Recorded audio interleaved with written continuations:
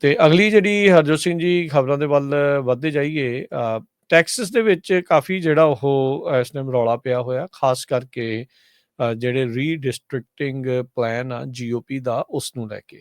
ਉਸ ਦੇ ਪ੍ਰੋਟੈਸਟ ਦੇ ਵਿੱਚ ਟੈਕਸਸ ਦੇ ਜਿਹੜੇ ਸਾਰੇ ਡੈਮੋਕ੍ਰੈਟਿਕ ਲੈਜਿਸਲੇਟਰ ਆ, ਉਹ ਇੱਕੋ ਟਾਈਮ ਸੂਬੇ ਨੂੰ ਛੱਡ ਕੇ ਜਿਹੜਾ ਉਹ ਚਲੇ ਗਏ, ਜਿਸ ਦੇ ਨਾਲ ਕਹਿੰਦੇ ਵੀ ਕੋਰਮ ਪੂਰਾ ਨਹੀਂ ਹੋਇਆ। ਜਦੋਂ ਕੋਰਮ ਪੂਰਾ ਨਾ ਹੋਵੇ ਤਾਂ ਕਹਿੰਦੇ ਵੀ ਇਹ ਜਿਹੜਾ ਰੀਡਿਸਟ੍ਰਿਕਟਿੰਗ ਪਲਾਨ ਸੋਚ ਰਹੇ ਆ ਜੀਓਪੀ, ਜਿਸ ਵਿੱਚ ਟਰੰਪ ਹੁਣਾਂ ਨੇ ਹਦਾਇਤਾਂ ਦਿੱਤੀਆਂ ਹੋਈਆਂ ਆ ਵੀ ਟੈਕਸਸ ਦੇ ਵਿੱਚ 5 ਸੀਟਾਂ ਜਿਹੜੀਆਂ ਉਹ ਵਧਾ ਕੇ ਕੀਤੀਆਂ ਜਾਣ, ਲਿਆਂਦੀਆਂ ਜਾਣ, ਉਸ ਦੇ ਵਿੱਚ ਅਜੇ ਉਹਨਾਂ ਨੂੰ ਕਾਮਯਾਬੀ ਨਹੀਂ ਮਿਲੀ।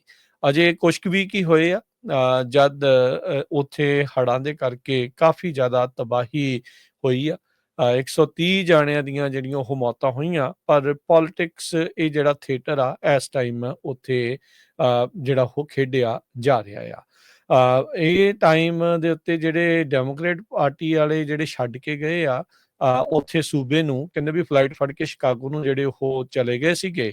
ਉਹਨਾਂ ਨੇ ਕਿਹਾ ਵੀ ਜਿਹੜੇ ਗਵਰਨਰ ਐਬਟ ਆ, ਉਹਨਾਂ ਨੇ ਜਿਹੜੇ ਵਿਕਟਮਸ ਦੀ ਜਿਹੜੀ ਟ੍ਰੈਜੇਡੀ ਆ ਉਸ ਨੂੰ ਪੋਲੀਟੀਕਲ ਹੌਸਟੇਜ ਦੇ ਰੂਪ ਦੇ ਵਿੱਚ ਤਬਦੀਲ ਕਰ ਦਿੱਤਾ।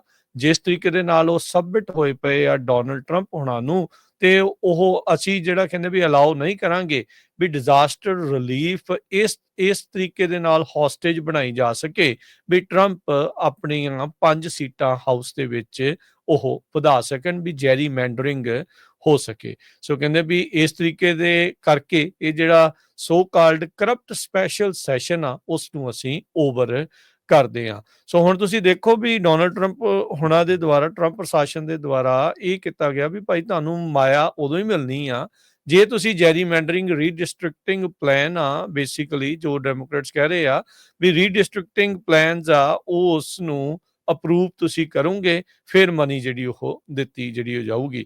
ਡੈਮੋਕ੍ਰੇਟ ਨੈਸ਼ਨਲ ਕਮੇਟੀ ਦੇ ਜਿਹੜੇ ਚੇਅਰ ਨੇ ਕੈਨ ਮਾਰਟਿਨ, ਉਹਨਾਂ ਨੇ ਵੀ ਸਟੇਟਮੈਂਟ ਜਾਰੀ ਕਰਦੇ ਹੋਏ ਕਿਹਾ ਆ ਵੀ ਕਹਿੰਦੇ ਵੀ ਬਹੁਤ ਲੰਮੇ ਸਮੇਂ ਦੇ ਲਈ ਡੋਨਲਡ ਟਰੰਪ ਤੇ ਰਿਪਬਲਿਕਨਸ ਆਪਣੇ ਇਸ ਸਿਸਟਮ ਨੂੰ ਰਿਗ ਕਰਦੇ ਹੋਏ ਜਿਹੜੇ ਉਹ ਅੱਗੇ ਵਧਦੇ ਰਹੇ ਆ, ਬ੍ਰੇਕ ਕਰਦੇ ਰਹੇ ਆ ਰੂਲਸ, ਸਕੀਮ ਕਰਦੇ ਰਹੇ ਆ ਵੀ ਪਾਵਰ ਦੇ ਵਿੱਚ ਅਸੀਂ ਬਰਕਰਾਰ ਰਹੀਏ ਤੇ ਅਸੀਂ ਪਰ ਹੁਣ ਫਾਈਟ ਬੈਕ ਕਰਾਂਗੇ।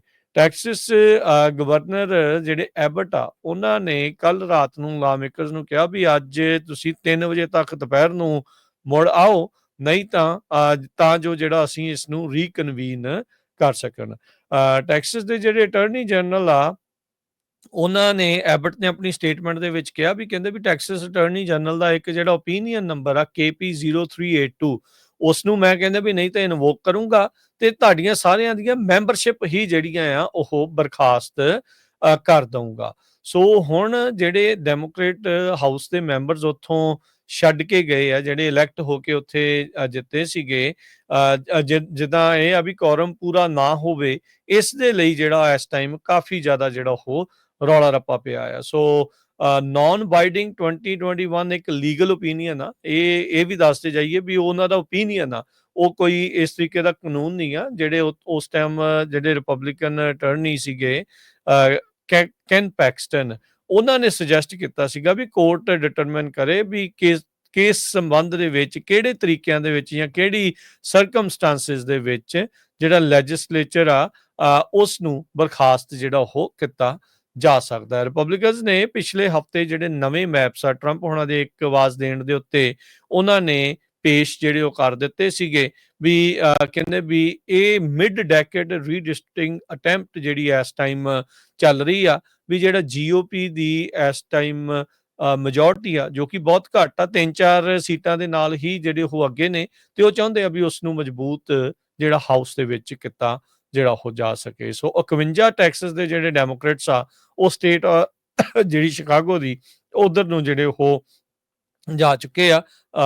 ਸੌਰੀ, ਸ਼ਿਕਾਗੋ ਦੇ ਲਈ ਸਟੇਟ ਨਹੀਂ ਹੈ, ਸ਼ਿਕਾਗੋ ਸ਼ਹਿਰ ਆ, ਸੋ ਉੱਥੇ ਨੂੰ ਜਿਹੜਾ ਉਹ ਗਏ ਹੈਗੇ ਆ ਤੇ ਉਹਦੇ ਨਾਲ ਕੋਰਮ ਪੂਰਾ ਜਿਹੜਾ ਉਹ ਨਹੀਂ ਹੋ ਰਿਹਾ ਹੈਗਾ। ਸੋ ਟੈਕਸਸ ਦੇ ਵਿੱਚ ਇਸ ਟਾਈਮ ਜਿਹੜੀਆਂ 38 ਕਾਂਗਰੈਸ਼ਨਲ ਸੀਟਸ ਆ, ਉਹਨਾਂ ਦੇ ਵਿੱਚੋਂ 25 ਜਿਹੜੇ ਰਿਪਬਲਿਕਨਸ ਜਿੱਤੇ ਹੋਏ ਨੇ, ਤੇ ਪਾਰਟੀ ਕਹਿੰਦੇ ਆ ਵੀ ਜੇ ਇਹ ਮੈਪ ਨਵੇਂ ਯੂਜ਼ ਕਰਦੀ ਆ ਤਾਂ ਉਹਦੇ ਨਾਲ ਇਹਨਾਂ ਦਾ ਆંકੜਾ ਵੱਧ ਕੇ 30 ਤੱਕ ਜਿਹੜਾ ਉਹ ਪਹੁੰਚ ਜਾਵੇਗਾ। ਸੋ 5 ਸੀਟਾਂ ਜਿਹੜੀਆਂ ਉਹਨਾਂ ਦੀਆਂ ਇੱਥੇ ਸਟੇਟ ਦੇ ਵਿੱਚ ਵੱਧ ਸਕਦੀਆਂ ਆ। ਇਸ ਦੀ ਜਵਾਬੀ ਕਾਰਵਾਈ ਦੇ ਵਿੱਚ ਜਿਹੜਾ ਕੈਲੀਫੋਰਨੀਆ ਦਾ ਗਵਰਨਰ ਆ ਨਿਊਸਮ, ਉਹਨਾਂ ਨੇ ਵੀ ਇਹੀ ਜਿਹੜਾ ਅੰਦਾਜ਼ ਆ ਵਰਤਣ ਦੀ ਗੱਲ ਆਖੀ ਹੈ। ਕਹਿੰਦੇ ਵੀ ਜੇ ਤੁਸੀਂ ਉੱਧਰ ਕਰੋਗੇ ਤਾਂ ਅਸੀਂ ਵੀ ਜਿਹੜਾ ਇਸ ਪਾਸੇ ਕਰਾਂਗੇ।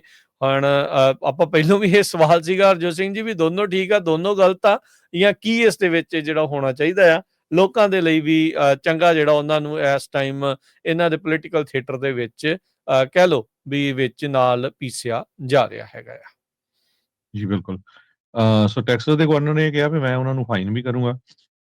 ਉਧਰ ਇਲੀਨੋਇਸ ਦੇ ਜਿਹੜੇ ਗਵਰਨਰ ਆ ਉਹਨਾਂ ਨੇ ਜੋ ਟੈਕਸਸ ਦੇ ਡੈਮੋਕ੍ਰੇਟ ਇੱਥੋਂ ਭੱਜ ਕੇ ਚਲੇ ਗਏ ਆ, ਉਹਨਾਂ ਨੂੰ ਜੀ ਆਇਆਂ ਵੀ ਕਿਹਾ ਹੈਗਾ ਆ। ਇਹ ਪਹਿਲੀ ਵਾਰੀ ਨਹੀਂ ਵਾਪਰਿਆ, ਇਸ ਤੋਂ ਪਹਿਲਾਂ ਵੀ 2021 ਦੇ ਵਿੱਚ ਵੀ ਇਹ ਸਾਰਾ ਕੁਝ ਵਾਪਰਿਆ ਸੀਗਾ। ਉਸ ਟਾਈਮ ਦੇ ਉੱਤੇ ਵੀ ਜਿਹੜੇ ਟੈਕਸਸ ਦੇ ਜਿਹੜੇ ਹਾਊਸ ਡੈਮੋਕ੍ਰੇਟ ਸੀਗੇ, ਉਹ ਸਟੇਟ ਨੂੰ 38 ਦਿਨ ਛੱਡ ਕੇ ਬਾਹਰ ਹੋਰ ਸਟੇਟ ਦੇ ਵਿੱਚ ਰਹੇ ਸੀ। ਸੋ ਰਿਪਬਲਿਕਨ ਨੇ ਫਿਰ ਵੀ ਉਹ ਪਾਸ ਕਰ ਦਿੱਤਾ ਸੀ ਮਈਆ। ਸੋ ਉਹਨੂੰ ਦੇਖਦੇ ਹੋਏ ਆਪਣੇ ਹੁਣ ਜਿਹੜੇ ਕੈਲੀਫੋਰਨੀਆ ਦੇ ਗਵਰਨਰ ਆ, ਉਹਨਾਂ ਨੇ ਵੀ ਇਹ ਕਿਹਾ ਵੀ ਨਹੀਂ, ਜੇ ਟੈਕਸਸ ਨੇ ਇਹ ਕੁਛ ਕੀਤਾ ਤੇ ਫਿਰ ਆਪਾਂ ਵੀ ਇਹੀ ਕੁਛ ਕਰਾਂਗੇ। ਸੋ ਜਿਹੜੀ ਲੜਾਈ ਆ, ਹੁਣ ਤੁਹਾਨੂੰ ਸਾਰਿਆਂ ਨੂੰ ਪਤਾ ਵੀ ਜਿਹੜੀ ਅਗਲੇ ਸਾਲ ਇਲੈਕਸ਼ਨ ਹੋਣੀ ਆ ਕਾਂਗਰਸ ਦੀ, ਜੇ ਕਾਂਗਰਸ ਦੇ ਵਿੱਚ ਰਿਪਬਲਿਕਨ ਲੂਜ਼ ਕਰ ਜਾਂਦੇ ਆ ਆਪਣੀ ਮੈਜੋਰਟੀ, ਤੇ ਫਿਰ ਪ੍ਰੈਜ਼ੀਡੈਂਟ ਟਰੰਪ ਉਹਨਾਂ ਵੱਲੋਂ ਬਹੁਤ ਸਾਰੇ ਜਿਹੜੇ ਐਗਜ਼ੀਕਿਊਟਿਵ ਆਰਡਰਸ ਆ, ਹੋਰ ਜਿਹੜੇ ਬਿੱਲ ਪਾਸ ਕਰਾਣੇ ਆ, ਉਹ ਕਾਫੀ ਕੁਝ ਔਖੇ ਹੋਣਗੇ। ਜੀ।